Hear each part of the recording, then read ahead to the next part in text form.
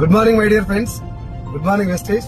20 సంవత్సరాలు చదువుకొని ఏదో ఒక జాబ్ వచ్చిన తర్వాత మన చదువుకు సంబంధం లేనటువంటి జాబ్ చేసుకుంటూ కేవలం ఫ్యామిలీని పోషించడం కోసమే జాబ్ చేసుకుంటూ మనకున్నటువంటి కళల్ని మొత్తం నిర్వీర్యం చేసుకొని ఇక మన బతికింతే అని చెప్పి ఈఎంఐల ఊబిలో కూరుకుపోయినటువంటి నాలాంటి చాలా మంది జీవితాల్లో వెస్టీజ్ లాంటి ఒక ఆపర్చునిటీ వచ్చిన తర్వాత 45 సంవత్సరాలు నేను జాబ్ కోసం కష్టపడడానికి సిద్ధపడ్డా.